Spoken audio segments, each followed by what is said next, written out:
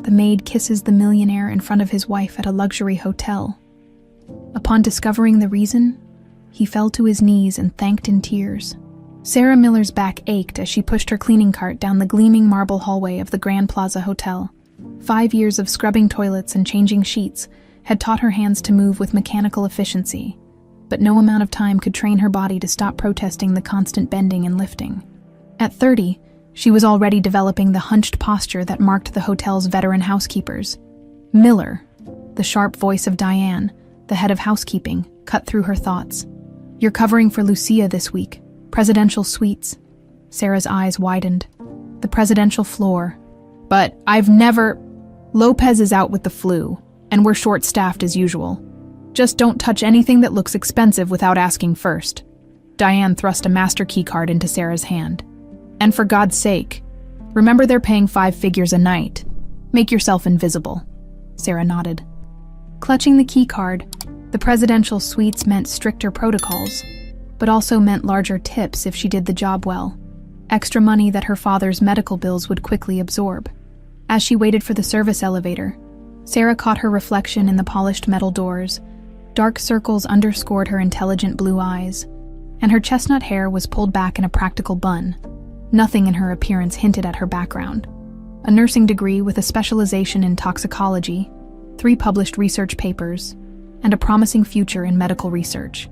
All sacrificed when her father, a respected literature professor, had been diagnosed with a rare neurodegenerative disease that left him unable to care for himself. The service elevator arrived with a soft ding, and Sarah pushed her card inside, pressing the button for the top floor. As she rode up, she thought about the life she had put on hold. The irony wasn't lost on her. She had the knowledge to understand her father's complex treatment plans, but could only afford them by cleaning hotel rooms. The Grand Plaza's modest salary and excellent health insurance had become her lifeline. When the elevator doors opened to the presidential floor, the difference was immediately apparent. The hallway carpet was plush beneath her sensible shoes, the lighting warm and inviting rather than the harsh fluorescence of the lower floors. Even the air smelled different, a subtle fragrance of luxury that seemed to whisper, "You don't belong here." Sarah consulted her assignment sheet. Suite 4501 was occupied by a Mr. Thompson and needed turn-down service at 7 p.m. After he and his wife left for dinner, she glanced at the time, just after 2 p.m. She had other rooms to complete first. Richard Thompson stood at the floor-to-ceiling window of the presidential suite, gazing at the Manhattan skyline. At 47, he still maintained the physique of a man 10 years younger, thanks to pre-dawn workouts that had become ritual after losing his first wife to cancer. The grief had nearly destroyed him, but instead, he had channeled it into purpose, directing his pharmaceutical company toward groundbreaking cancer research. "Richard, darling, what do you think?" Ashley's voice drew his attention from the window. His wife of 1 year stood in the doorway to their bedroom, a vision in a red designer dress that accentuated her perfect figure. At 23, Ashley Thompson radiated youth and vitality, her blonde hair cascading in artful waves, her makeup emphasizing her best features while seeming almost non-existent. "Beautiful," he said, meaning it despite the growing unease in his chest. The security reports had been quite clear. She was having an affair, tonight at dinner. He had planned to confront her about it, but now he wondered if he should wait until after their anniversary tomorrow. "Is that new? Just a little something for our dinner with the board tonight." She crossed the room and straightened his already perfect tie. "You know how important first impressions are. They need to see us as the power couple we are." Richard smiled tightly. Power couple. Is that what they were? Or was she just another mistake? A beautiful distraction from his loneliness that he had married too quickly. The security footage of her meeting Dr. Jason Reynolds at a hotel across town suggested the latter. "The car will be here in 20 minutes, he said, checking his watch. A simple Patek Philippe that had been his father's. "Perfect. I just need to make one call." Ashley kissed his cheek, leaving a faint lipstick mark that she immediately wiped away with her thumb. Business never stops, does it? As she walked toward the terrace for privacy, Richard's phone buzzed. It was a text from Steve Wilson, his chief of security for 15 years. Changes to will and trust finalized early. Documents ready for signature day after tomorrow. Also, increased surveillance as requested. Call when alone. Richard deleted the message immediately. After discovering Ashley's infidelity 3 weeks ago, he had quietly begun the process of removing her as his primary beneficiary. He wasn't a vindictive man, but he wouldn't allow the majority of his fortune, earmarked for medical research, to go to a woman who had betrayed him so thoroughly. Outside on the terrace, Ashley lowered her voice into her phone. He suspects nothing. Everything is proceeding as planned for tomorrow night. Sarah finished preparing the Roosevelt suite for a diplomat's arrival later that evening and consulted her schedule again. She had time to begin the preliminary cleaning of the conference room attached to the Thompson suite. The occupants would be out at a dinner meeting, giving her a perfect window to work without disturbing them. As she pushed her cart toward the suite, the head of security, Brian Parker, stepped into her path. He was new. She had heard he replaced Mike Johnson just a month ago. There were rumors that his previous job had been as some kind of private security for wealthy families. "New to this floor?" he asked, his eyes cold despite his smile. "Covering for Lucia Lopez," Sarah explained, showing him her staff ID. He examined it longer than necessary. "The guests in 4501 value their privacy. Stick to your schedule exactly. No lingering, no exceptions." "Of course." Sarah kept her tone deferential. But something about the man raised her internal alarms. His eyes held the practiced indifference of someone who had seen too much and cared too little. Once alone in the conference room adjacent to Suite 4501, Sarah worked with professional efficiency. The Thompsons were at their dinner meeting, giving her at least 2 hours to clean without interruption. As she wiped down the large mahogany table, she noticed a financial magazine with Richard Thompson's face on the cover. Pharma's humanitarian billionaire. The article praised his commitment to donating 60% of his fortune to medical research. Suddenly, Sarah's cart tipped over with a loud crash, cleaning supplies scattering across the floor. As she knelt to gather the fallen items, she realized that the connecting door to the main suite was slightly ajar, something the housekeeping supervisor had specifically warned against when briefing her on the presidential floor protocols. Through the narrow opening, she could see into the suite's living area, where a man and woman stood in close conversation. The woman was stunning, clearly the young Mrs. Thompson from the society pages. The man, however, was definitely not Richard Thompson. The synthesis based on compound TEX 401 is completely undetectable in conventional autopsies, the man was saying, his voice low but excited. "The symptoms are identical to a heart attack." "And you're certain?" Mrs. Thompson asked, her hand resting intimately on his arm. "Absolutely. The anniversary dinner tomorrow night is our only opportunity before he changes the will." Sarah froze, her breath catching. TEX 401. She remembered reading about it in a scientific journal. It was an experimental vasodilator developed by Thompson Pharmaceuticals, with concerning potential for misuse that had been briefly mentioned in the article's ethics section. With her background in toxicology, Sarah immediately understood the horrifying implications. At specific doses, TX401 could induce cardiac collapse virtually indistinguishable from a natural heart attack, especially in someone with a family history of heart problems. A detail she had overheard Richard Thompson casually mention to a waiter when ordering a low-fat menu option yesterday. She was witnessing the planning of a murder. Sarah's heart hammered against her ribs as she remained frozen on the floor, barely breathing. The bottle of glass cleaner in her hand dripped silently onto the carpet as she strained to hear more. "It's elegant, really," the man continued, his voice carrying the measured tone of someone accustomed to explaining complex concepts. "Once mixed with the tannins in red wine, the compound becomes fully activated. After consumption, it takes approximately 45 minutes to begin working. By then, we'll be long gone, having made our excuses about an emergency at the lab." "And what about the timing, Jason?" Mrs. Thompson asked. Sarah could now see the woman's manicured fingers tracing patterns on the man's lapel. "You're sure it will appear natural? That's the beauty of it. The symptoms present exactly like cardiac arrest. Given Richard's family history of heart problems, no one will question it." He lowered his voice. "By the time the medical examiner even gets involved, there won't be any trace of TX401 left in his system. It metabolizes completely within 6 hours. Sarah's mind raced. TX401 was designed as a vasodilator, intended to help patients with vascular constriction. But in her toxicology studies, she'd learned that many medications affecting blood vessels could be lethal at certain doses, causing either massive dilation leading to critical drops in blood pressure, or the opposite, creating dangerous constriction. And we're sure there's no antidote, Mrs. Thompson asked, her voice disturbingly casual. None. That's why we're using TX401 and not the more stable TX403. Once it's in his system, nothing can stop it. Sarah's elbow knocked against the fallen bottle of disinfectant, sending it rolling with a soft plastic sound across the floor. The conversation in the room abruptly stopped. Did you hear something? Jason asked. Sarah scrambled to gather her supplies, heart pounding so loudly she was certain they could hear it through the door. She shoved everything haphazardly into her cart and wheeled it quickly toward the exit. Probably just housekeeping, Mrs. Thompson replied dismissively.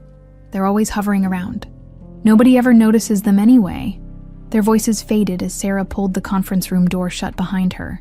In the safety of the hallway, she leaned against the wall, trying to steady her breathing. What had she just witnessed?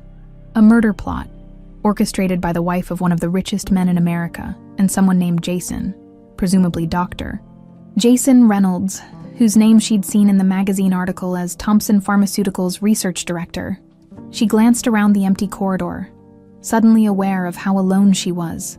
The presidential floor was purposely designed to be secluded, with only one security guard stationed at the elevator bank. If Ashley Thompson realized Sarah had overheard them, would she be in danger too? Back in the employee locker room, Sarah's hands trembled as she changed out of her uniform. What should she do? Go to the police. But what evidence did she have beyond fragments of overheard conversation? Would anyone believe a hotel maid over the wife of Richard Thompson and a respected doctor? Hey, you okay? A gentle voice startled her from her thoughts. It was Miguel, a young security guard who had started working at the hotel around the same time she had. His sincere concern often made him stand out among the more cynical hotel staff. Fine, just tired, Sarah lied, avoiding his eyes. You don't look fine. He leaned against the lockers. Did someone on the upper floors give you trouble? Those rich folks can be real jerks sometimes. Sarah bit her lower lip, considering whether to confide in him. But what if he didn't believe her either? Or worse, what if he went to Brian Parker, the new head of security who seemed too interested in the Thompson suite? Nothing I can't handle, she replied, forcing a smile. Thanks, though. As she gathered her things, Sarah made a decision. Tomorrow morning, she would request a meeting with the hotel's security manager. It was the proper protocol. Report suspicious activity through official channels. Mr. Parker, I really need to speak with you about something I overheard in Suite 4501, Sarah insisted, standing awkwardly in the doorway of the security office. Brian Parker looked up from his computer with barely concealed irritation. Ms. Miller, right, the fill-in housekeeper. Yes, sir. I was cleaning the conference room yesterday when I accidentally overheard a conversation that sounded like... She lowered her voice. A plan to harm Mr. Thompson. Parker's expression shifted from annoyed to coldly attentive. A plan to harm Richard Thompson. That's a serious accusation. I know. That's why I wanted to report it immediately. I heard Mrs. Thompson and a man discussing using something called TX401 to cause symptoms that look like a heart attack during their anniversary dinner. Parker leaned back in his chair, studying her with calculating eyes. And you just happened to overhear this perfectly clear conversation while cleaning. The connecting door was slightly open, Sarah explained, growing uncomfortable under his gaze. I know how it sounds, but do you know how many threats people like the Thompsons receive daily? Parker interrupted. Do you know how many disgruntled employees, competitors, or just plain crazy people would love to see someone like Richard Thompson fall? He stood up, his imposing frame making the office feel suddenly smaller. And now, here you are, a temporary worker on the presidential floor, making wild accusations about his wife. They're not wild accusations, Sarah countered, her voice stronger than she expected. I heard them clearly discussing a compound that could mimic heart attack symptoms. I have a background in toxicology. I know what TX401 is capable of. Parker's eyebrows rose slightly. Toxicology? I thought you were a housekeeper. Sarah realized her mistake too late. She hadn't mentioned her educational background on her hotel application, fearing she'd be considered overqualified. I studied it in college before I started working here. I see. Parker's tone suggested he didn't believe her. Well, Ms. Miller, I appreciate your concern, but the Thompsons have their own security detail, and there's no evidence of any real threat here, just a conversation you may have misinterpreted. But If you're having trouble with your assignments on the presidential floor, I can speak to Diane about returning you to the regular floors," he continued, his voice carrying a subtle threat. Sarah felt cold dread settle in her stomach. She couldn't risk losing this job. Her father's treatments depended on the health insurance it provided. "That won't be necessary," she said quietly. "Good now, if there's nothing else." He gestured toward the door as Sarah left the security office. A new suspicion formed in her mind. Parker had dismissed her concerns too quickly, with barely any questions about details, and his suggestion that she return to the lower floors felt less like concern for her comfort and more like a warning to stay away from the Thompsons. Walking toward the service elevator, she pulled out her phone and searched for information about Brian Parker. It took only a few minutes to find what she was looking for: a year-old Society page photo showing Brian Parker providing security at a charity gala, standing attentively behind none other than Ashley Thompson's family. Sarah's suspicions crystallized into certainty. Parker wouldn't help her. He might even warn Ashley that someone had overheard their plan. She needed another approach. She waited until her lunch break, then walked several blocks from the hotel to use a public phone. With shaking fingers, she dialed the police. "I'd like to report a potential murder plot," she said when the operator answered, keeping her voice low. "At the Grand Plaza Hotel. I overheard Richard Thompson's wife and another man planning to poison him tomorrow night during their anniversary dinner. Can I get your name, ma'am?" the dispatcher asked. Sarah hesitated, then decided against identifying herself. "I work at the hotel. I can't give my name. I'd lose my job. Please just send someone to investigate. They're planning to use a compound called TX401 that mimics heart attack symptoms tomorrow night. Ma'am, we need more information." But Sarah had already hung up, her heart racing. She'd done what she could through official channels, but something told her it wouldn't be enough. If she wanted to stop what was coming, she might have to take matters into her own hands. Sarah returned to the Grand Plaza with a knot in her stomach. Her anonymous call to the police had left her feeling both relieved and terrified. What if they took her seriously and investigated? What if they didn't? What if they somehow traced the call back to her? The afternoon dragged as she cleaned rooms on the lower floors, her mind constantly returning to what she'd overheard. By 4 o'clock, she'd made a decision. She needed more evidence, something concrete that the police couldn't ignore when her supervisor wasn't looking.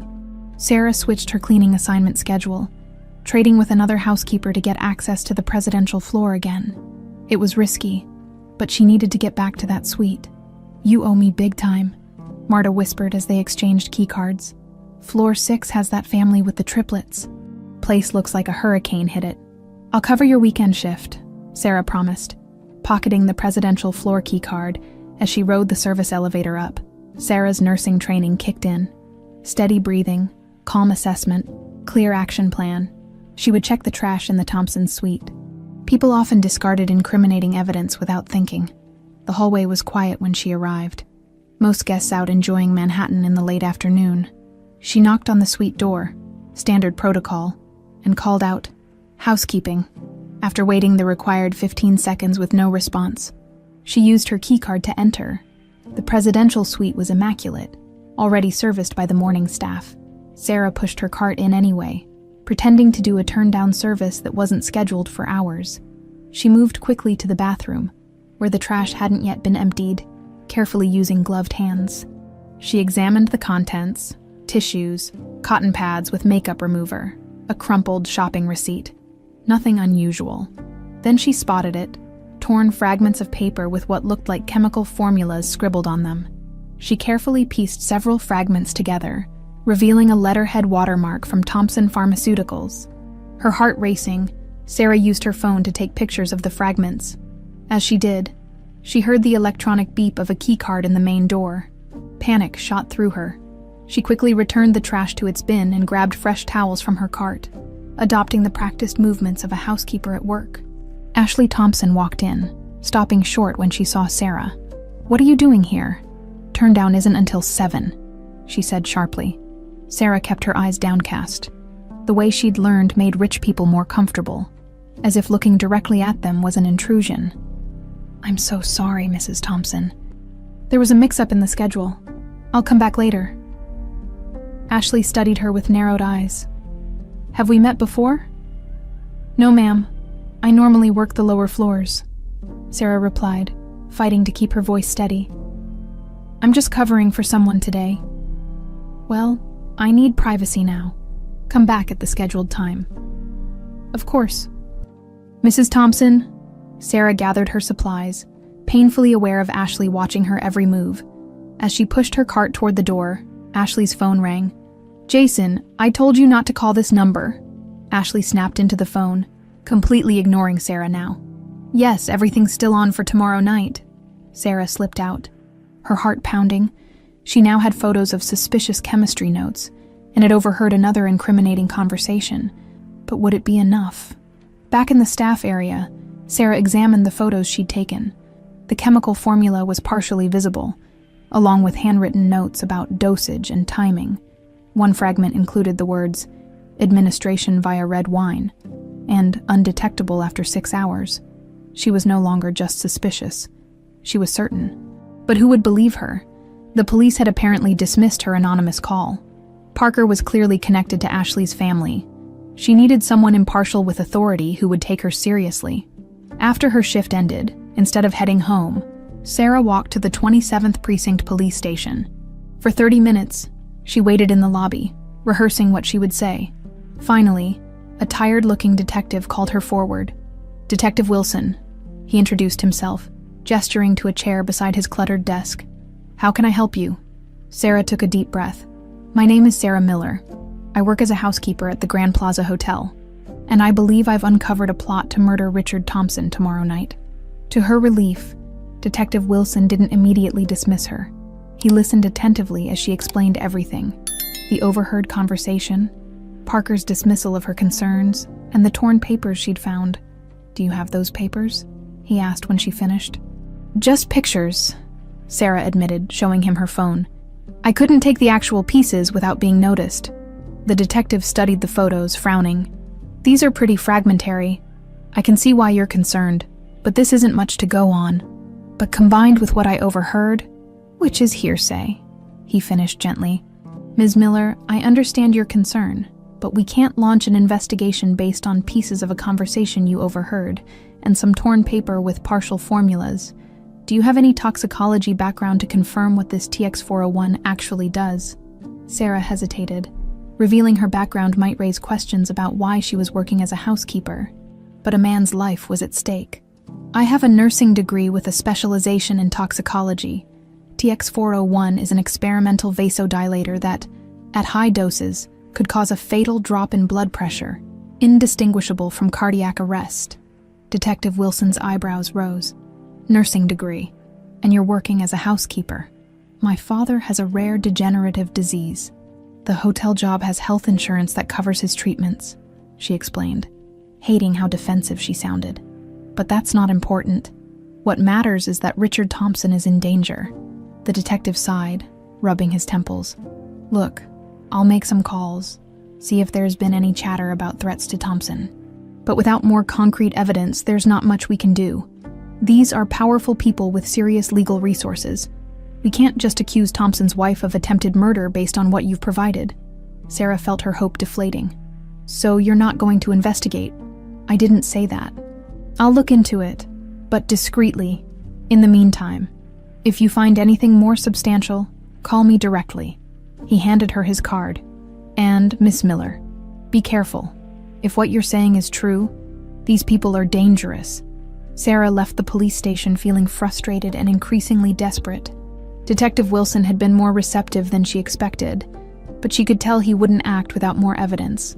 And tomorrow was the Thompsons' anniversary dinner, their only opportunity, according to what she'd overheard. As she rode the subway home, a new idea formed. If the authorities wouldn't help, perhaps Richard Thompson's own security team would. Wealthy men like him typically traveled with personal protection. If she could identify and approach them directly, bypassing Parker and the hotel security entirely. But how would she even recognize Thompson's security detail? They would blend in. Professional and discreet, Sarah got off at her stop and walked the 3 blocks to her modest apartment building in Queens. Inside, she found her father dozing in his wheelchair by the window, a book open on his lap. The sight of him, once a vibrant, energetic professor, now frail and dependent, strengthened her resolve. 5 years ago, when the symptoms first appeared, the doctors had given him 2 years at most, thanks to an experimental treatment program covered by her hotel insurance. He had defied those odds, but the treatment cost thousands each month, money they simply didn't have without her job at the Grand Plaza. "Dad," she said softly, touching his shoulder. "I'm home." He stirred, recognition slowly dawning in his eyes. "Sarah, how was work?" "It was fine," she lied, helping him from the wheelchair to his bed. As she got him settled, she thought about Richard Thompson, whose pharmaceutical company might actually be developing treatments that could help people like her father. If he died, how many potential cures would die with him? No, she couldn't stand by and let this happen. Tomorrow was the anniversary dinner. She had less than 24 hours to find a way to stop a murder, and if the authorities wouldn't help her, she would have to do it herself. Richard Thompson stood at the window of his office at Thompson Pharmaceuticals' New York branch. Watching the city lights flicker on as dusk settled over Manhattan, he'd spent the afternoon touring the facility, reviewing the latest research, but his mind kept drifting back to Ashley and what he would say to her at dinner tomorrow night. His phone buzzed with a message from Steve Wilson. "Surveillance confirmed. 4th meeting this month. Same location. Duration 2 hours, 17 minutes. Richard slipped the phone back into his pocket, a dull pain settling in his chest, even with proof of Ashley's infidelity staring him in the face. Part of him had hoped he was wrong. He'd been so careful after Elizabeth died, guarding his heart for 3 lonely years before allowing Ashley into his life. Now he wondered if he'd mistaken infatuation for love, blinded by her youth and beauty. "Mr. Thompson." His assistant poked her head in. "Your car is ready." "Thank you, Janet." He gathered his coat. "Any messages from Mrs. Thompson?" "She called to confirm your anniversary dinner is still on for tomorrow night at 8. The hotel has arranged everything as requested." Richard nodded, remembering how excited Ashley had been about planning their anniversary. Was that all an act? Or did she genuinely care for him? Despite her betrayal, either way, after tomorrow's dinner, everything would change. Across town, Dr. Jason Reynolds nervously adjusted microscope settings in his private lab at Thompson Pharmaceuticals. The small vial of Tex 401 sat hidden in a secret compartment of his desk drawer. He'd developed the compound as a potential breakthrough vasodilator, but its properties had led him to an unexpected discovery. At precise dosages, it caused symptoms identical to cardiac arrest, while metabolizing quickly enough to evade detection. He hadn't intended to create a perfect murder weapon. But when Ashley had approached him 6 months ago, rekindling their college romance with a passionate intensity he couldn't resist, things had spiraled out of control. Her plan had seemed simple at first: enjoy their affair while maintaining appearances. But when she discovered Richard was planning to donate most of his fortune, leaving her with only a small percentage, everything changed.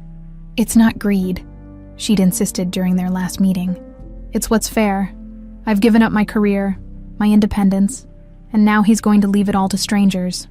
Jason adjusted his tie, trying to ignore the guilt gnawing at him.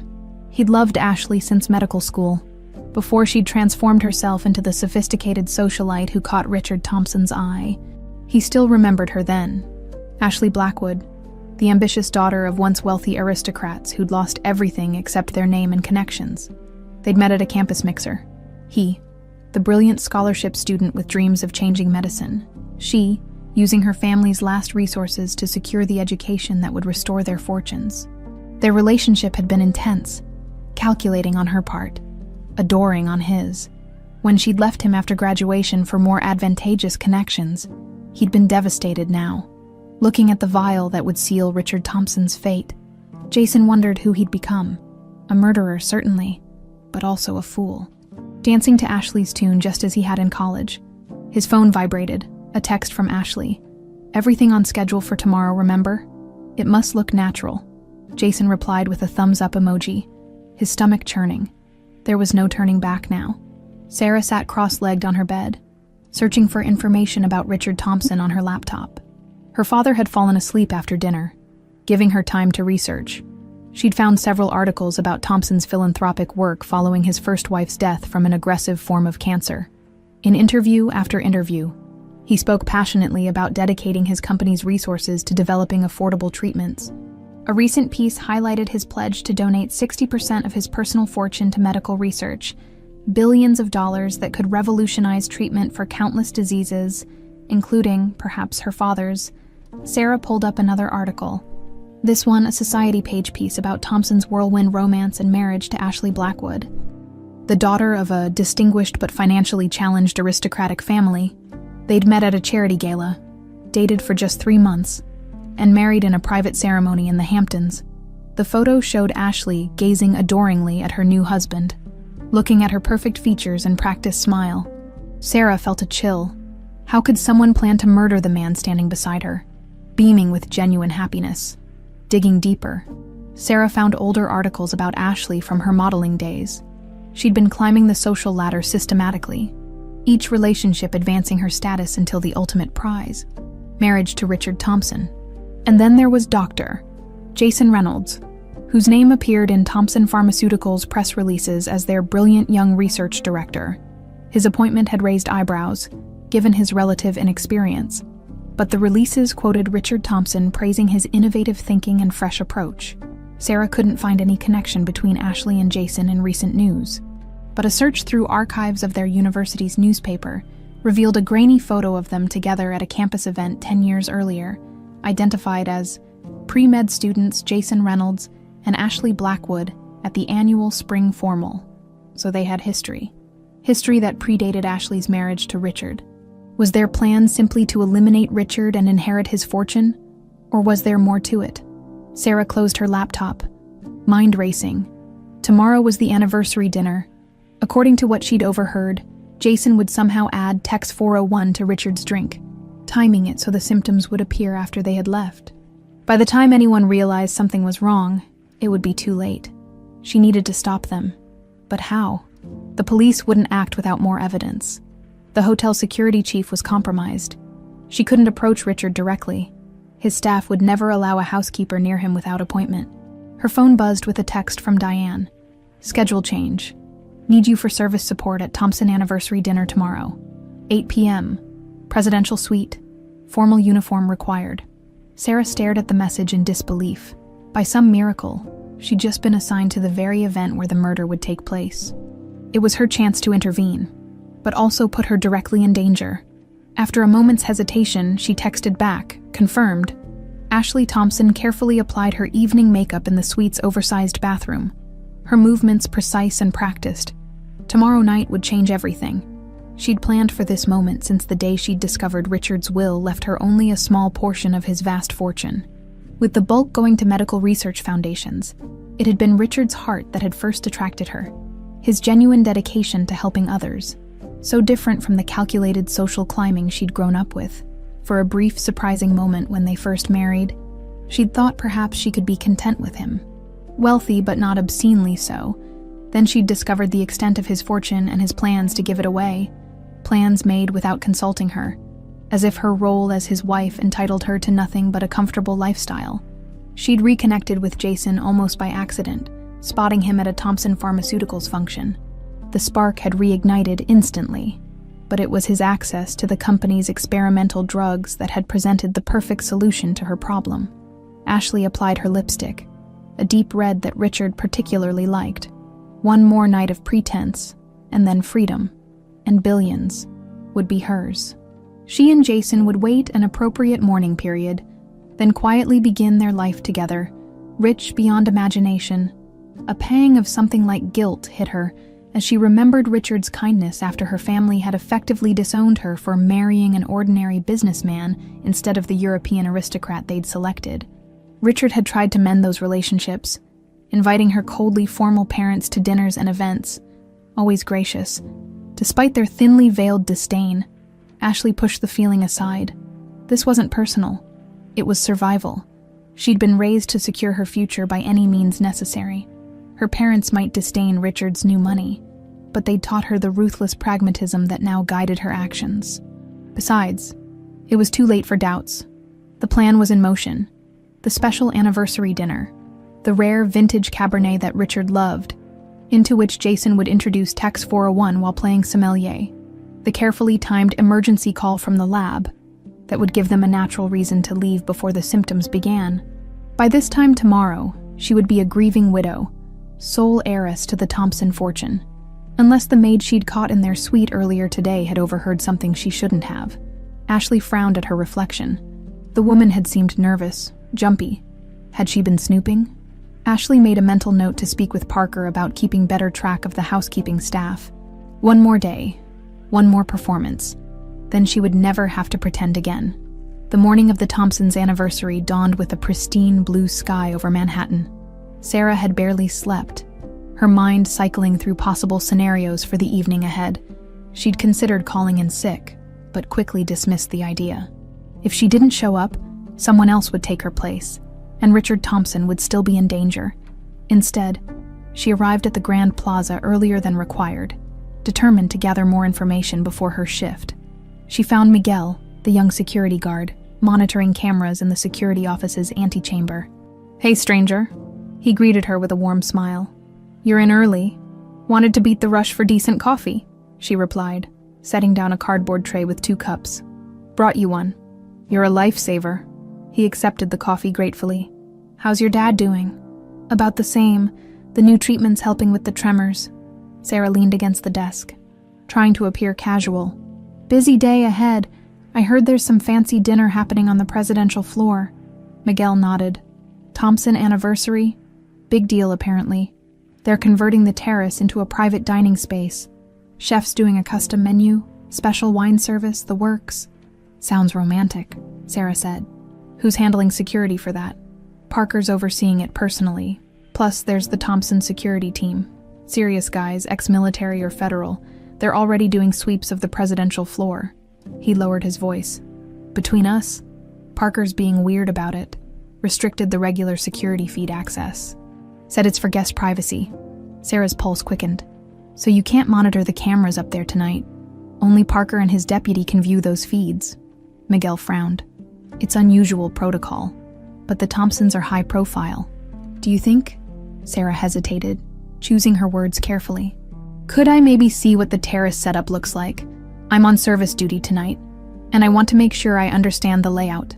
Miguel glanced around, then quietly typed something on his keyboard. "Just for a minute. Don't tell anyone I showed you." The monitor displayed a bird's-eye view of the presidential suite's terrace. Workers were setting up an intimate table for 2, positioning it to showcase the stunning Manhattan skyline.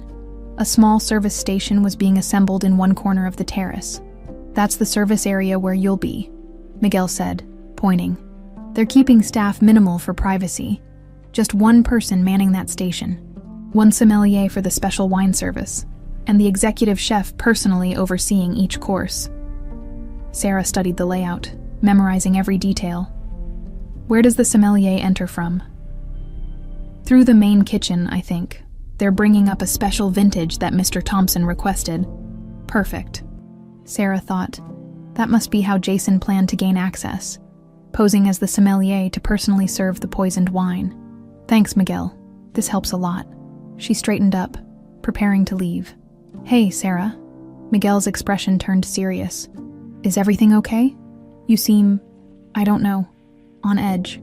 For a brief moment, Sarah considered telling him everything, but involving Miguel would put him at risk too. "Just nervous about serving the Thompsons," she lied. "Don't want to mess up." By late afternoon, the presidential floor was buzzing with activity.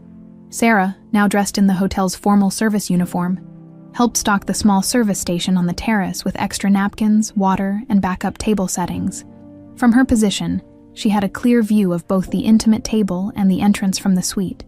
As she worked, she overheard the executive chef talking to his sous chef near the doorway. "Mr. Thompson specifically requested the 82 Chateau Margaux to be served after the main course," he was saying. "Apparently, it's the same vintage they had on their first date. That's when we'll serve the special dessert," the sous chef asked. "Exactly. The timing needs to be perfect, Mrs. Thompson wants the staff to be practically invisible. They'll have a buzzer if they need anything." So that was the plan, Sarah realized. The poisoned wine would be served with dessert. After the main course, Jason would somehow substitute himself for the sommelier, serve the wine, and then he and Ashley would leave before the symptoms began. As she finished preparing the service station, Sarah noticed a stocky man in a well-tailored suit examining the terrace doorways. Something about his alert posture and the subtle earpiece he wore screamed, "Security professional." This must be part of Thompson's personal security team, she thought, if she could somehow alert him to the danger. Her planning was interrupted by Diane's sharp voice. "Miller, stop daydreaming. The Thompsons will be arriving for cocktails in 2 hours.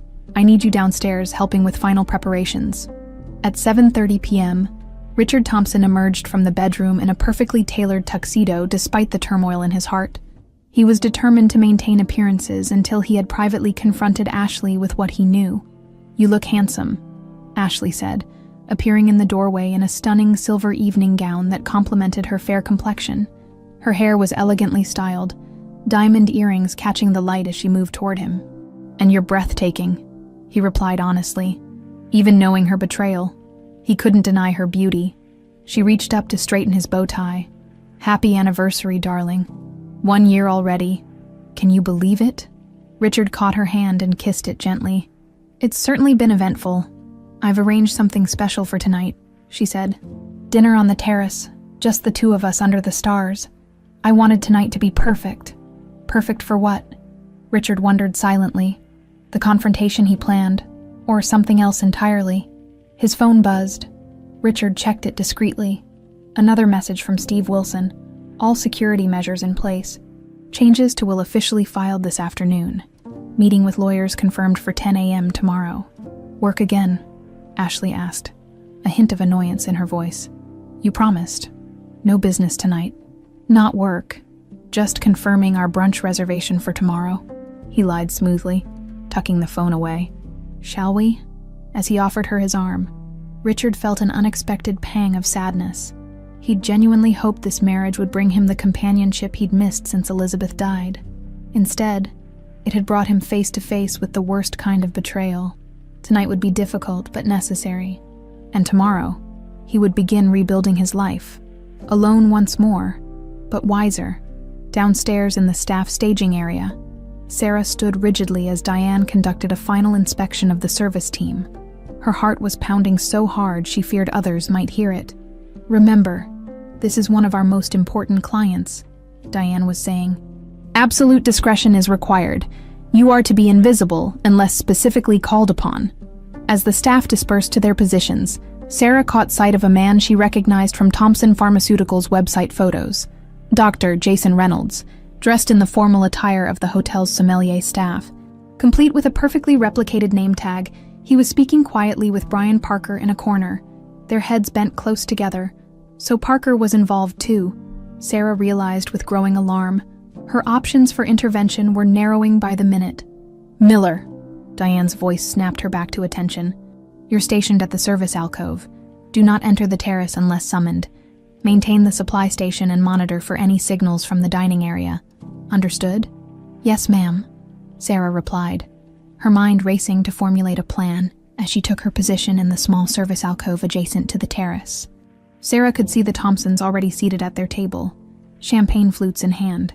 Richard was smiling politely as Ashley spoke animatedly about something, gesturing with elegant hands.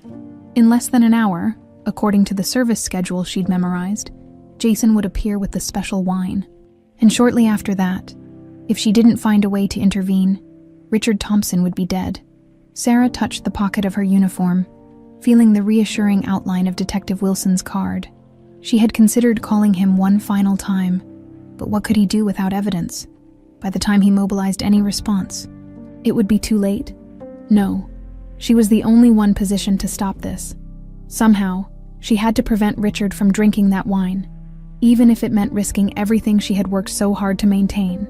From her position at the service alcove, Sarah watched the anniversary dinner progress with excruciating slowness. The first course, a delicate scallop crudo, had been served and cleared. The main course of aged filet mignon would soon follow. Through the glass doors, she could see Richard and Ashley engaged in what appeared to be pleasant conversation, though she noticed Richard's smile rarely reached his eyes. Everything running smoothly.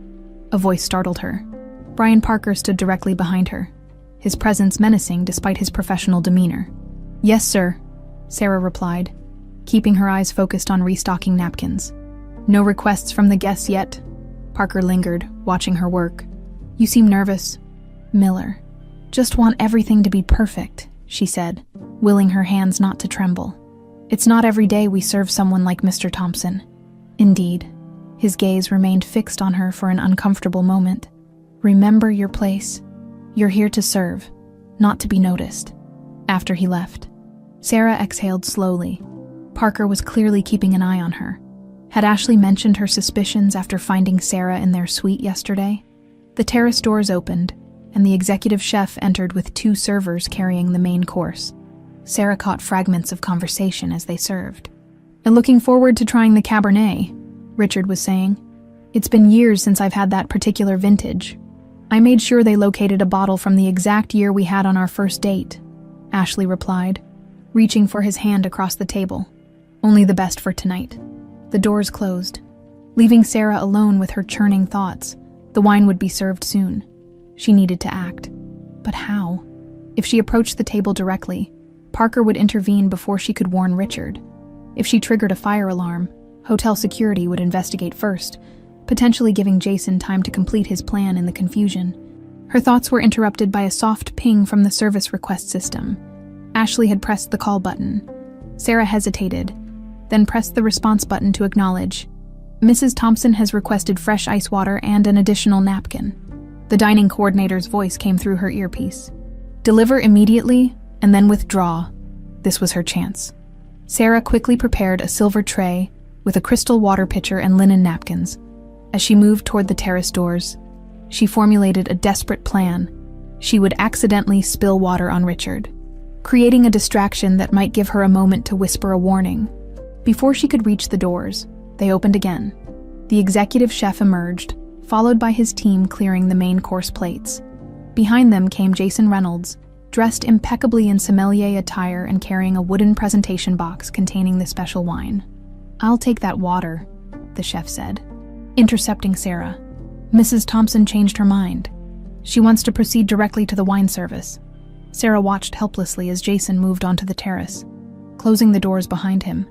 Through the glass, she saw him approach the table with practiced deference, presenting the box to Richard with a flourish. "The 1982 Chateau Margaux, sir," she could see Jason saying. "A remarkable vintage." Richard nodded appreciatively as Jason displayed the bottle, explaining its provenance with the expertise of a true sommelier. Ashley watched with a small, satisfied smile playing at her lips. Sarah's mind raced. She had seconds, not minutes, to intervene. Looking around frantically, her gaze fell on the small service panel near her station. The environmental controls for the terrace, including the overhead heaters and the exterior lights illuminating the New York skyline. In that moment, she made her decision. Reaching for the panel, she simultaneously killed the terrace lights and cranked the overhead heaters to maximum.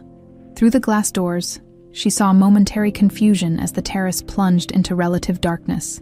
The city lights beyond suddenly more dramatic without the competing terrace illumination. Jason had just begun to uncork the wine, and the distraction caused him to pause. "What happened to the lights?" She heard Ashley's irritated voice. A server rushed past Sarah to the control panel. "Just a minor glitch, Mrs. Thompson," he called. "We'll have it fixed immediately." But the brief distraction wasn't enough.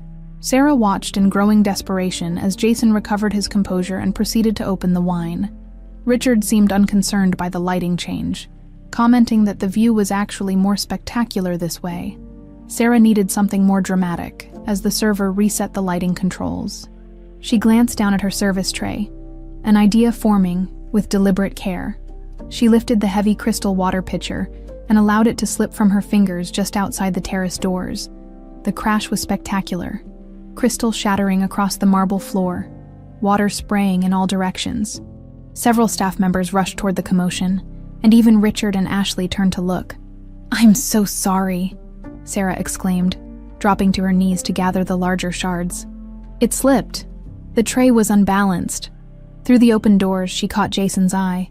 For an instant, their gazes locked, and Sarah saw a flicker of recognition in his expression. Not that he knew her, but that he sensed she knew him.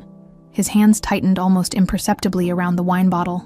"Clean that up immediately," Parker snapped, appearing beside her. "And then report to Diane downstairs. You're relieved of duty." "Yes."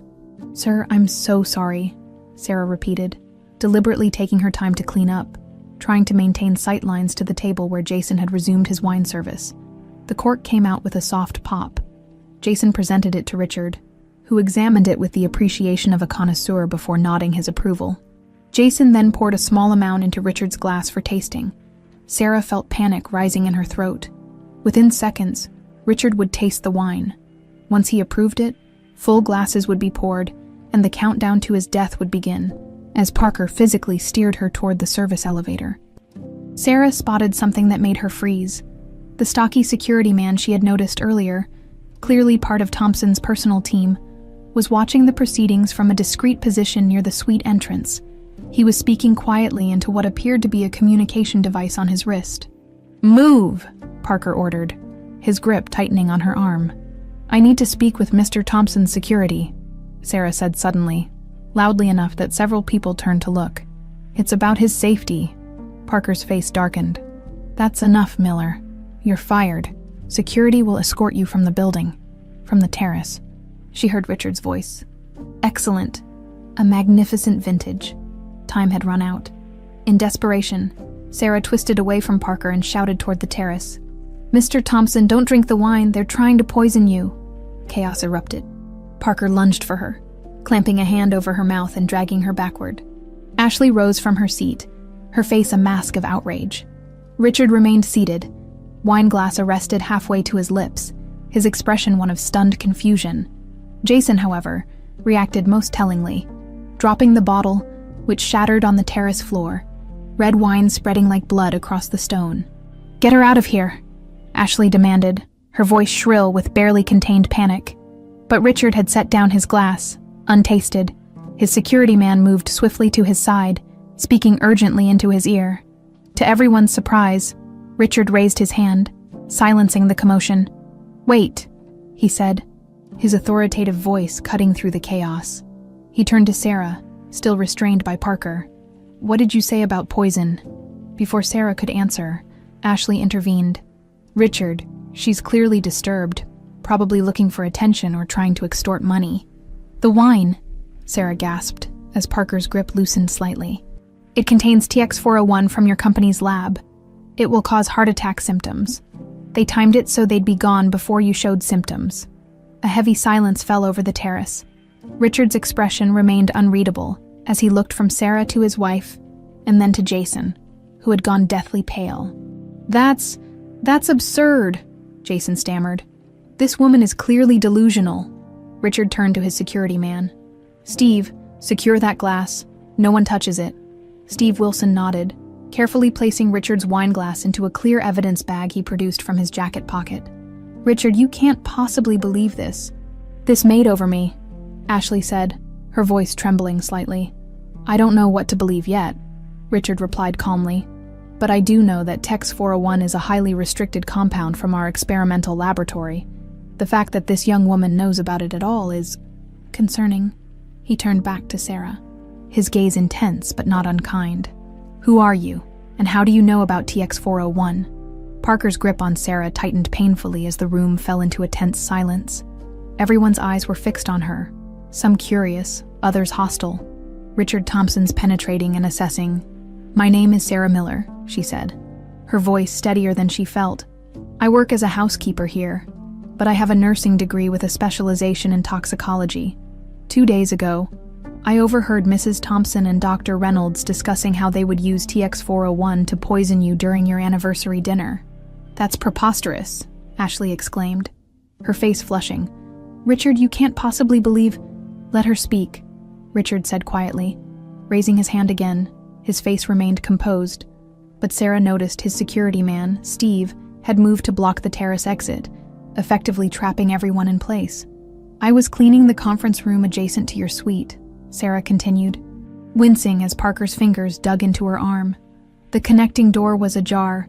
I heard them discussing how TX401 would cause symptoms identical to a heart attack, especially given your family history of cardiac issues. They said it would be undetectable in an autopsy, and that tonight was their only chance before you changed your will. A flash of something, surprise, perhaps, crossed Richard's features before he masked it again. "This is outrageous," Jason said, but his voice trembled slightly. "Mr. Thompson, I've served your company faithfully for years. This woman is clearly unstable. If I'm unstable, why did you drop the wine bottle when I shouted? Sarah challenged. And why has Mrs. Thompson's face gone white? Test the wine. Mr. Thompson, what do you have to lose? Enough. Ashley's composure cracked. Richard, are you really going to listen to a maid over your own wife? This is obviously some pathetic attempt at extortion. Richard studied Ashley for a long moment, his expression unreadable. Then he turned to Steve. Call the lab. Have them send a portable testing kit immediately. Already done, sir, Steve replied, never taking his eyes off Jason. Should be here in 15 minutes. I've also alerted the rest of the security team. They're securing the exits. This is ridiculous, Ashley said, her voice rising. I'm not staying here to be insulted by the help. She grabbed her clutch purse and started toward the door, but Steve shifted to block her path. I'm afraid I need everyone to remain until we've sorted this out, Mrs. Thompson, he said firmly. Ashley's eyes widened. You're detaining me. Or on our anniversary, based on the ravings of a housekeeper. Not detaining, Richard corrected calmly. Just seeking clarity. If Miss Miller is mistaken, we'll offer our sincere apologies and compensate her for any distress. If she's not. He let the sentence hang unfinished in the air. Parker finally spoke, his voice tight with controlled anger. Mr. Thompson, as head of security for the Grand Plaza, I must object to this treatment of our guests. Mrs. Thompson is right. This woman has been acting strangely for days. Just yesterday, she was caught snooping in your suite when she shouldn't have been there. Sarah felt a chill run through her. I was there on assignment, and you know perfectly well I reported my concerns to you, Mr. Parker. You dismissed them and threatened my job. Richard's eyebrows rose. Is this true? Of course not, Parker scoffed. She's making things up as she goes. Actually, a new voice joined the conversation. She did report it. Everyone turned to see Miguel standing in the doorway, his young face determined despite his obvious nervousness. You're out of your jurisdiction, Vega, Parker snapped. Return to your post immediately. Miguel stood his ground. I overheard Miss Miller report her concerns to you yesterday morning. Sir, you told her she was inventing stories and threatened to have her reassigned. A tense silence fell over the terrace. Richard turned back to Sarah, his gaze more focused now. Miss Miller, you said you have a background in toxicology. Yes, I completed my nursing degree with a specialization in toxicology at Columbia. I was working toward an advanced degree when my father became ill. I took this job because of the health insurance it provides. And how exactly do you know about TX-401? Jason interjected, his scientist's curiosity seemingly overcoming his caution. It's an experimental compound not published in any journals yet. Sarah took a deep breath. There was a preliminary paper published in the Journal of Experimental Pharmacology 3 months ago. It didn't name the compound specifically, but described a novel vasodilator being developed by Thompson Pharmaceuticals with some ethically concerning properties if misused. When I heard you mention TX-401 and describe its effects, I made the connection. Richard nodded slowly, impressed despite the circumstances. Very few people would have pieced that together. Richard, Ashley said, her voice suddenly soft and wounded. You can't seriously believe I would try to harm you. Everything I've done has been for us, for our future together. For the first time, uncertainty flickered across Richard's face. Sarah could see the conflict in his eyes, the logical evidence versus the emotional pull of wanting to trust someone he had chosen to love. The moment was broken by the arrival of 2 men in suits, carrying what looked like a portable laboratory case. Perfect timing, Steve said, taking the case from them. Thank you, gentlemen. Secure the perimeter, please. With practiced efficiency, Steve opened the case and removed several items, including what appeared to be testing equipment. He carefully extracted a sample from the wine in Richard's glass, as well as from the puddle on the floor where Jason had dropped the bottle. This will take a few minutes, he explained, working with the precision of someone with laboratory experience. The test is specifically calibrated for compounds in the TX-400 series, among others. While they waited, an uncomfortable silence settled over the terrace. Ashley remained close to Jason, though trying to appear as if they were merely standing near each other by coincidence. Parker had finally released Sarah's arm, but remained directly behind her, a physical reminder of her vulnerable position. Miss Miller, Richard said suddenly, regardless of what happens next, I want to thank you for your courage. Not many people would risk their livelihood on a suspicion, especially when the stakes were so high. I couldn't just stand by, Sarah replied simply. Not when someone's life was in danger. Sir? Steve interrupted, his voice tight. The preliminary test is positive for TX401. The revelation hit the terrace like a thunderclap. Richard's face hardened as he turned to Ashley and Jason. Is this true? He asked, his voice dangerously quiet. Jason broke first. It was her idea, he blurted, backing away from Ashley. All of it. She approached me months ago, said you were changing your will, cutting her out. You sniveling coward, Ashley hissed, her beautiful features contorting with rage. You were just as involved as I was. Enough. Richard's voice cut through their accusations.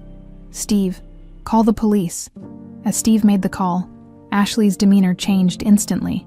Tears filled her eyes as she moved toward Richard. Darling, please.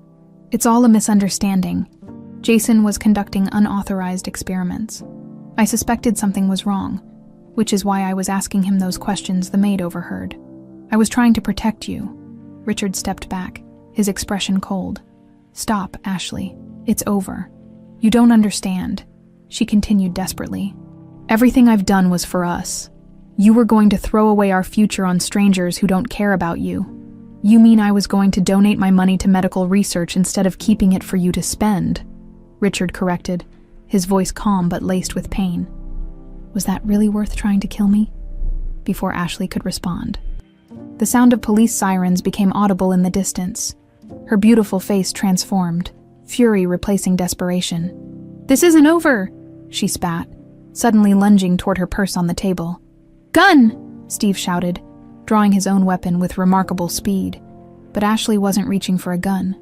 Instead, she grabbed a small vial from her purse and moved toward Richard with frightening determination. Sarah reacted instinctively, diving forward to intercept her. The two women collided, tumbling to the ground. The vial flew from Ashley's hand, shattering against the stone floor. Don't touch that, Sarah warned everyone, quickly pulling herself away from the broken glass. If that's pure Tex 401, skin contact could be dangerous. Steve immediately backed everyone away from the spill, while Jason stared at the shattered vial in horror. You brought the pure compound, he whispered to Ashley. That wasn't part of the plan. Insurance, Ashley replied coldly, not bothering to lower her voice. In case you failed like you just did. The police arrived moments later, bursting onto the terrace with weapons drawn. The scene they found must have been bewildering.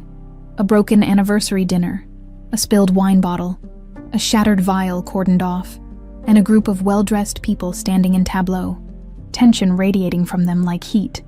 As the officers began securing the scene, Richard made his way to Sarah, who was giving a preliminary statement to one of the detectives. Miss Miller, he said quietly, I believe I owe you my life. The Grand Plaza's elegant presidential suite had transformed into a crime scene. Police officers moved methodically through the space, collecting evidence and taking statements. In the sitting room adjacent to the terrace, Sarah sat on a plush sofa, a blanket around her shoulders despite the room's comfortable temperature. Shock, the paramedic had explained when he draped it over her. Detective Wilson, the same detective she'd spoken to earlier, sat across from her, his expression a mixture of contrition and admiration. So you tried to tell me yesterday, he said, finishing his notes. I wish I'd listened more carefully. You had no reason to believe me, Sarah replied, her adrenaline finally fading, leaving exhaustion in its wake. I barely had any evidence. Still, he said, closing his notebook, good instincts. You'd make a hell of a detective. Sarah smiled weakly. I think I'll stick to medicine if I still have a job tomorrow. Oh, I wouldn't worry about that, Detective Wilson said, glancing toward the doorway where Richard Thompson stood in conversation with his security chief. Something tells me Mr. Thompson won't let you suffer for saving his life. Across the room, Richard concluded his discussion with Steve and approached Sarah. Despite the chaos of the evening, he maintained a composed demeanor, though the strain showed in the tight lines around his eyes. Miss Miller, he said, taking the seat Detective Wilson vacated. The officers tell me they'll need us both to come to the station tomorrow to give formal statements, but they have enough to hold Ashley and Dr. Reynolds tonight. Sarah nodded. Sarah, suddenly self-conscious in her hotel uniform. sitting across from a billionaire whose life she had just saved. What happens now? Justice, I hope, Richard replied, his expression grave. The evidence seems fairly damning. The broken vial contained pure Tex 401, according to preliminary tests. And when the police searched Ashley's belongings, they found detailed notes about the plan. She apparently kept them as leverage against Jason, in case he tried to back out. That was reckless, Sarah commented, her toxicologist's mind automatically analyzing the risk. Tex 401 is dangerous even in its diluted form, carrying the pure compound. She was always one for calculated risks, Richard said with a bitterness that suggested he was reevaluating many past interactions. Though perhaps not as calculated as she believed. He was silent for a moment, then continued with visible effort. I owe you an explanation about why they targeted tonight specifically. You mentioned overhearing something about a will. Sarah nodded hesitantly. They said tonight was their only opportunity before you changed your will. They were right. Richard's voice was steady, but Sarah could sense the pain beneath. I recently discovered Ashley's affair with Jason. I've spent the last few weeks quietly changing my estate plans to remove her as primary beneficiary. The changes were finalized yesterday, much earlier than expected. I had planned to confront her about the affair after our anniversary dinner. His laugh was devoid of humor. I suppose she had her own plans for the evening. I'm sorry, Sarah said softly, understanding the double betrayal he had suffered. Don't be. Your actions prevented a terrible outcome. He studied her with renewed interest. Steve told me you recognized the danger of the broken vial immediately and warned everyone away. That kind of quick thinking under pressure is rare. Sarah shrugged, uncomfortable with the praise. My toxicology training, though I never imagined I'd be using it like this. Your background is impressive. Columbia nursing with toxicology specialization. That's a challenging program. May I ask why you're working as a housekeeper? The question was asked without judgment. Merely curiosity, Sarah found herself explaining about her father's illness, the astronomical costs of his treatment, and how the hotel's health insurance had been a lifeline. Richard listened intently, asking thoughtful questions about her father's condition and treatment. Neurodegenerative disorders are actually one of our research focuses, he noted. Our lab in Boston has been making significant progress on several fronts. Their conversation was interrupted by commotion at the suite's entrance. 2 officers were escorting Ashley toward the elevator, her hands cuffed behind her back. She walked with her head high, the picture of wounded dignity, until she spotted Richard and Sarah sitting together. You'll regret this, she called out, her composed facade cracking. Both of you? Richard didn't respond, but Sarah noticed the slight tightening of his jaw as he watched his wife being led away. Jason followed minutes later, his scientific arrogance replaced by shell-shocked disbelief as the reality of his situation set in. After they were gone, Brian Parker was next to be escorted out, though not in handcuffs. Detective Wilson approached Richard and Sarah as Parker left. We're taking Parker in for questioning, he explained. Preliminary investigation doesn't suggest he knew about the murder plot, but there's evidence he was feeding information about your schedule and security to Mrs. Thompson. Plus, he deliberately ignored Miss Miller's warning. I knew something was off about him, Sarah murmured. He seemed too invested in keeping me away from the Thompsons. He was on Ashley's family payroll before taking the hotel position, Steve added, joining the conversation. We found transactions dating back months. Apparently, she planted him here to monitor Mr. Thompson's activities and control access to him. Richard shook his head, the betrayal extending further than he had imagined. And to think I never questioned his hiring. The hotel manager mentioned he came highly recommended. By your wife's family, Steve confirmed grimly. Miguel appeared in the doorway, looking uncertain whether he was allowed to enter. When Detective Wilson waved him in, he approached hesitantly. I just wanted to check if you were okay, he said to Sarah, pointedly ignoring the prestigious company she was keeping. Things got pretty intense. I'm fine, Sarah assured him with a grateful smile. Thank you for speaking up about Parker. That was brave. Miguel shrugged. Not as brave as what you did. They're talking about you downstairs. The housekeeper who saved Richard Thompson. He grinned suddenly. Diane looks like she's about to have a stroke, trying to decide whether to fire you for causing a scene or promote you for saving a VIP. Richard chuckled, the sound surprisingly warm after the evening's events. I think I can help settle that dilemma. The Grand Plaza won't be firing Mrs. Miller. Not if they want to retain Thompson Pharmaceuticals' business. Miguel's eyes widened at the casual display of power. Right. Well, I should get back to my post. Glad you're okay, Sarah. After he left, Sarah turned to Richard with a frown. You don't need to do that.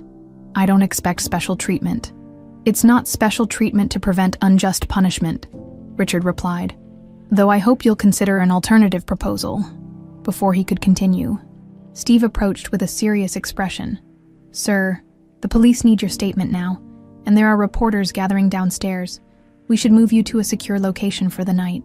Richard nodded, rising reluctantly. Of course. He turned back to Sarah. We'll have to continue this conversation tomorrow. In the meantime, please accept my sincere gratitude. He extended his hand, which Sarah shook, noting the strength and warmth of his grip. My team will arrange transportation home for you and ensure you have legal representation for tomorrow's statements, should you need it, he added. That's not necessary, Sarah began. But Richard cut her off gently. Please, it's the least I can do. After he left with Steve, Sarah remained seated, trying to process the evening's events. The presidential suite, which had intimidated her that morning with its luxury and exclusivity, now seemed strangely hollow, a beautiful stage for ugly human dramas. Detective Wilson approached again, offering to escort her downstairs. There's a service elevator we can use to avoid the press, he explained. They're already running with the story. Billionaire's wife arrested in murder plot. By morning. They'll have your name too. Sarah felt a wave of dizziness at the thought. Her quiet, careful life was about to become very public. What happens now? She asked, echoing her earlier question to Richard, but this time with a different meaning. Detective Wilson considered her for a moment. Now, you go home, get some rest, and prepare for your 15 minutes of fame after that, he shrugged.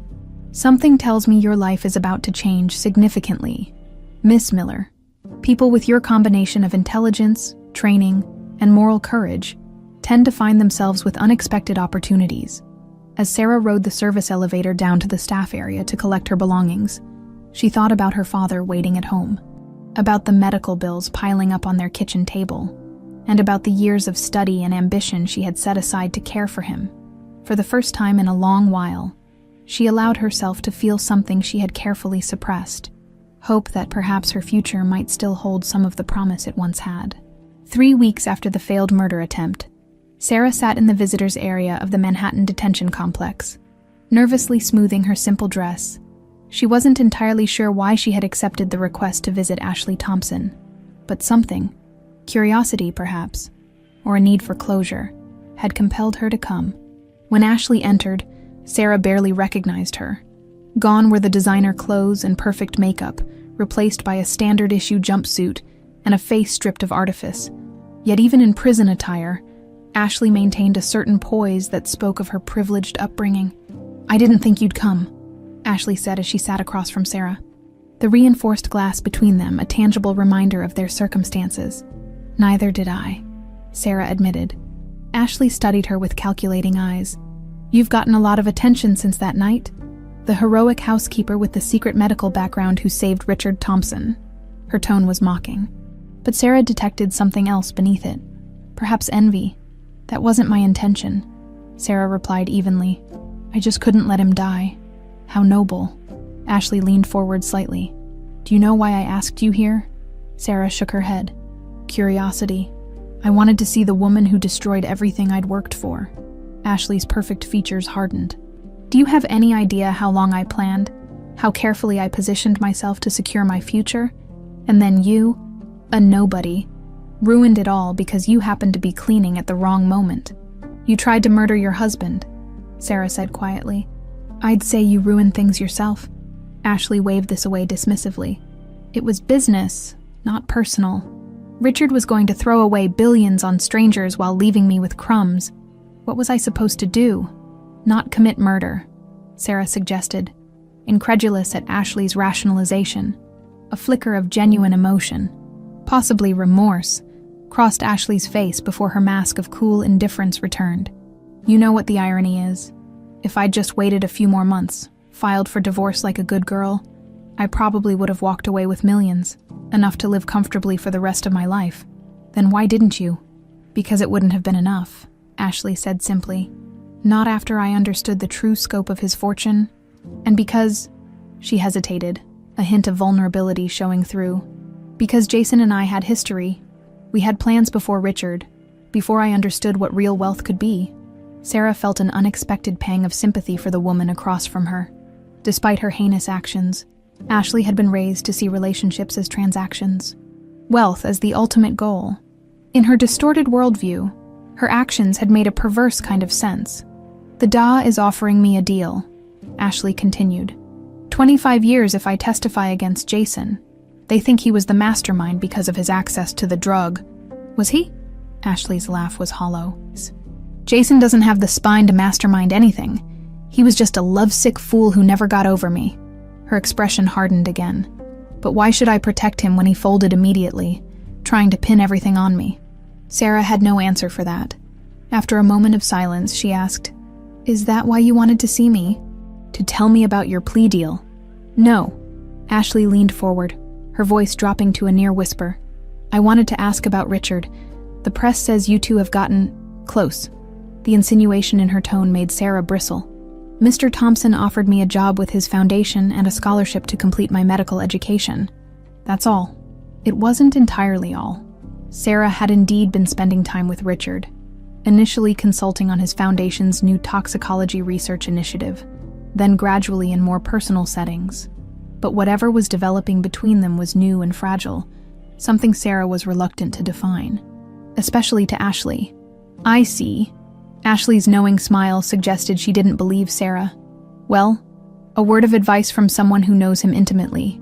Richard likes fixing broken things. Right now, you're his project, the struggling nurse who saved his life. But once you're fixed, he'll get bored." "I'm not broken," Sarah replied firmly. "And I'm not a project." Ashley shrugged elegantly, even in her prison uniform. "If you say so. But when it happens, remember I warned you." With that final barb, Ashley signaled to the guard that she was finished. As she rose to leave, she paused, something like genuine curiosity crossing her features. "One last thing. Why did you do it? Risk your job, your security, for a man you didn't even know?" Sarah considered the question carefully.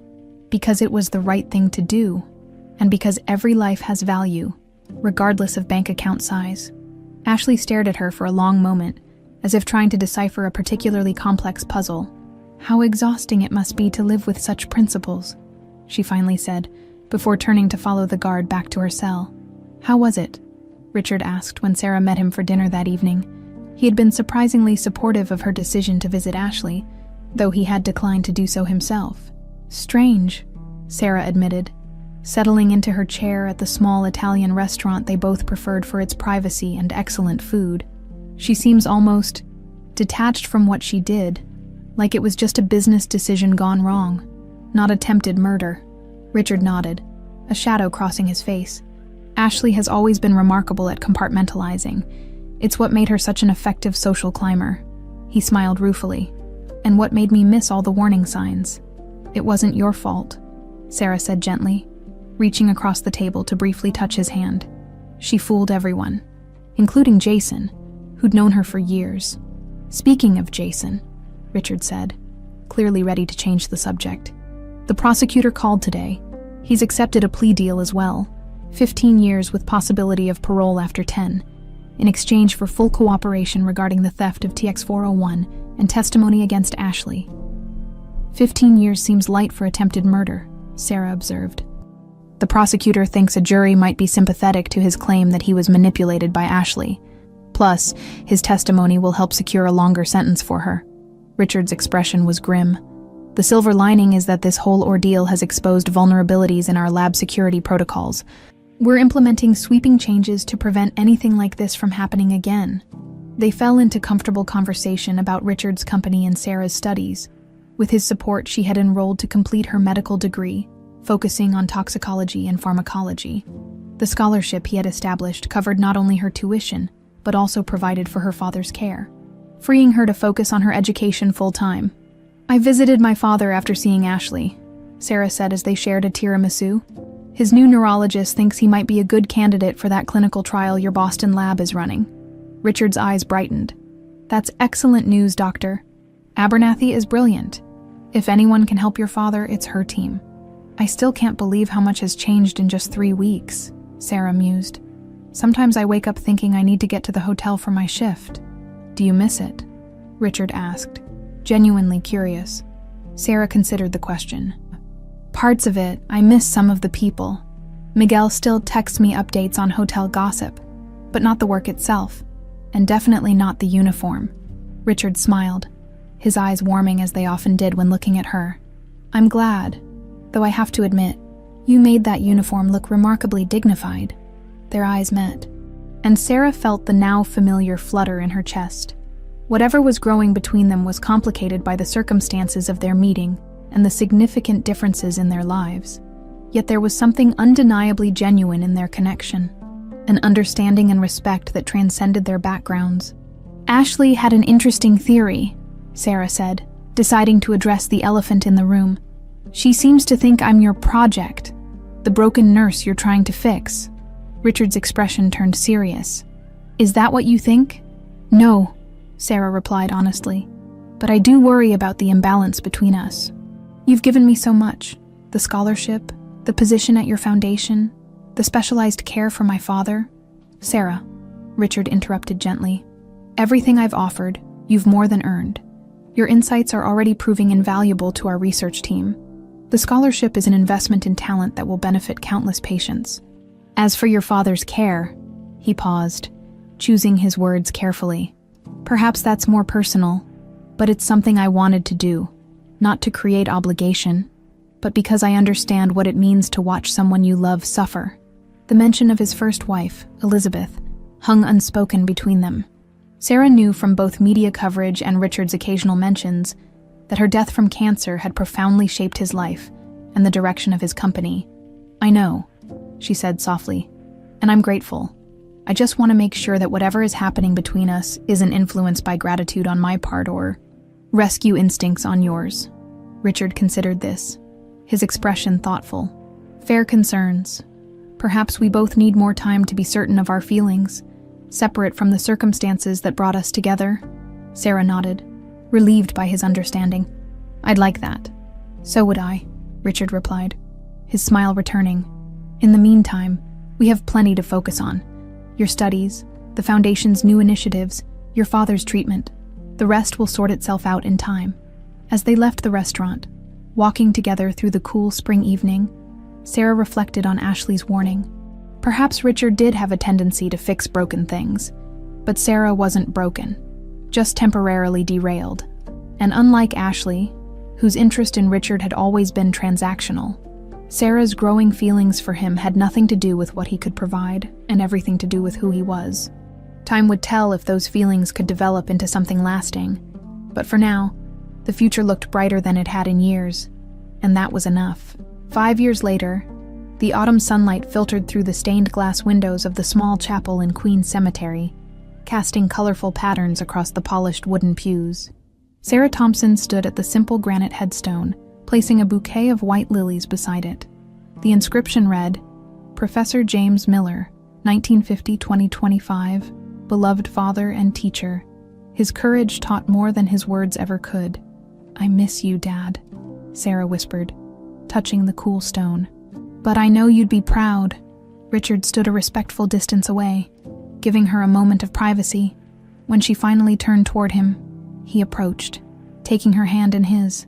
He held on long enough to see you graduate, Richard said gently, and to walk you down the aisle. Sarah smiled through the tears that had gathered in her eyes. The extra 3 years the treatment gave him were a gift. Even with the progression of his disease, they were good years. Together, they walked slowly through the cemetery toward their waiting car. Sarah carried a leather portfolio under her arm, her father's copy of her recently published research on universal antidotes, the culmination of 5 years of intense work at what was now the Thompson-Miller Foundation. The board was impressed with your presentation yesterday, Richard said as they approached the car, particularly the application of TX401 derivatives as detection agents for a wide range of toxins. Sarah smiled at the irony.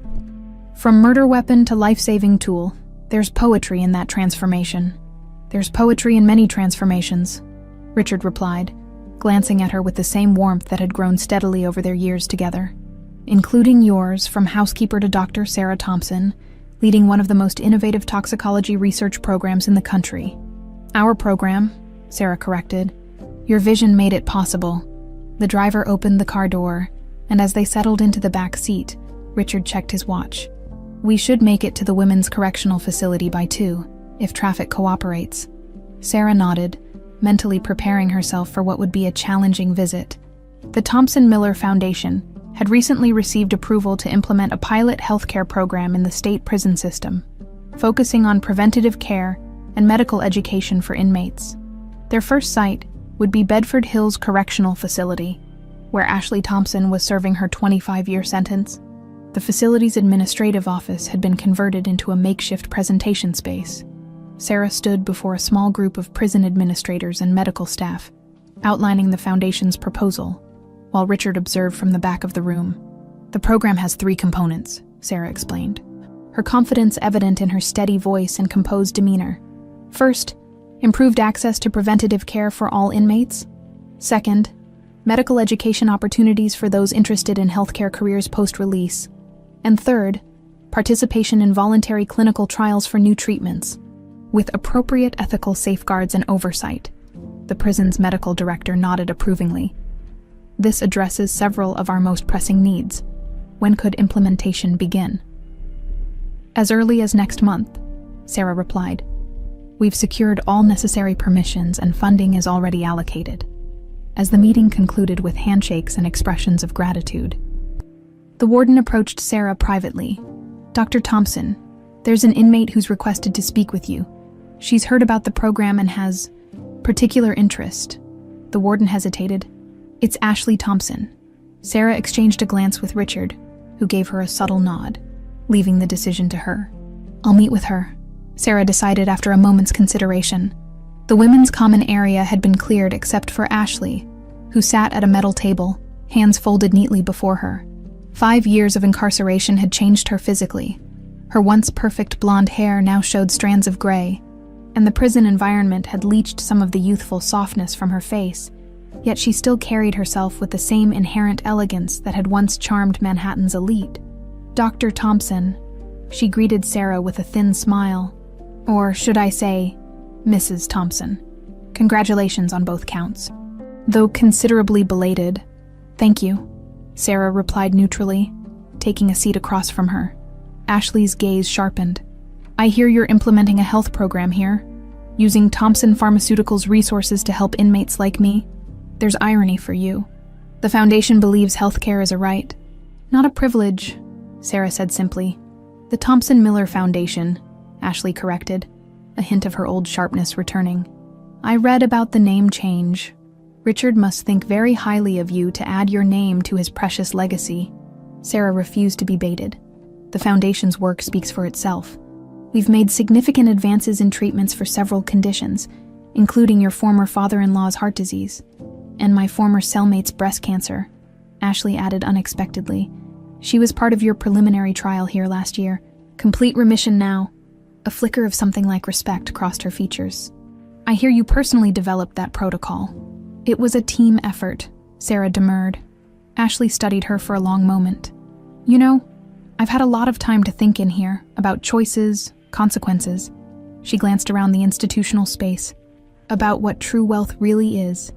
And what conclusions have you reached? That I was both very clever and incredibly stupid.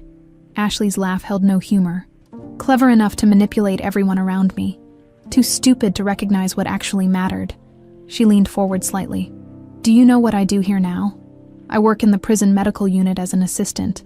Turns out I have a knack for calming nervous patients. Sarah couldn't hide her surprise. That's good. It's something, Ashley corrected. A way to pass 20 more years. She tilted her head curiously. Why did you agree to see me today? Sarah considered the question carefully. Because I believe people can change, even those who've made terrible mistakes. How magnanimous of you, Ashley said. But the expected sarcasm didn't quite materialize. Instead, her voice held a note of genuine curiosity. You have everything I wanted now. Richard, his fortune, his name, his respect. Does that ever bother you? I never wanted your life, Ashley, Sarah replied honestly. I only couldn't allow you to take his, and your own. Every day I'm grateful I was in that hallway, not just for Richard and for the lives we've helped through the foundation, but for you too. Even here, you still have a chance to find purpose. Everyone deserves that opportunity. Something flickered across Ashley's perfect features, perhaps the closest thing to genuine emotion Sarah had ever seen from her. Such a clear moral compass. It must be exhausting, but the words lacked their former bite. As Sarah prepared to leave, Ashley added quietly, "When the program starts, I'd like to participate in the medical training portion, if that's allowed." Sarah nodded. "I'll make sure it is." The drive back to Manhattan was quiet, both Sarah and Richard absorbed in their thoughts. Finally, Richard broke the silence. "How was she?" "Different," Sarah replied thoughtfully. "Still Ashley, but there's something else there now. Maybe the beginning of reflection." Richard nodded, unsurprised. People can surprise you, given enough time and the right circumstances. Speaking of which, he pulled an envelope from his jacket pocket. "This came for you at the foundation office today." Sarah opened it to find a handwritten letter from Miguel Vega. Now, Dr. Miguel Vega, having graduated from medical school the previous spring, the young security guard who had backed up her story 5 years ago had been inspired by her example to pursue his own long-deferred dream of becoming a doctor. "He's accepted the fellowship position at our research center," Sarah said, smiling as she read. "Starting next month." "The circle completes itself," Richard observed, one act of courage continuing to ripple outward. As their car wound through the streets of Manhattan toward their home, Sarah reflected on the extraordinary chain of events that had brought her to this moment. A night shift change, an opened door, a conversation overheard. Such small, seemingly random occurrences that had altered so many lives forever. She thought of her father, whose dignity and illness had inspired the Foundation's focus on patient-centered care. Of Ashley, whose spectacular fall might yet lead to meaningful redemption. Of Jason, who, according to prison reports, was teaching science to fellow inmates while serving his sentence. Of Miguel, whose life had been transformed simply by witnessing courage in action. And of Richard, whose hand now held hers, whose strength and vision complemented her own, creating something greater than either could have achieved alone. "What are you thinking about?" he asked, noticing her contemplative expression. "How the most unexpected detours sometimes lead us exactly where we're meant to be," Sarah replied, thinking of all they had built together from the ashes of betrayal. "Not just the love we found, but the purpose we've created," as the sun set over the city. Bathing the skyline in golden light, Sarah found herself filled with a profound sense of gratitude for the mysterious workings of fate that had placed her in that hallway 5 years ago, for the courage to act when it mattered most, and for the knowledge that a single act of integrity could set in motion a cascade of transformation that continued to touch lives in ways she could never have imagined.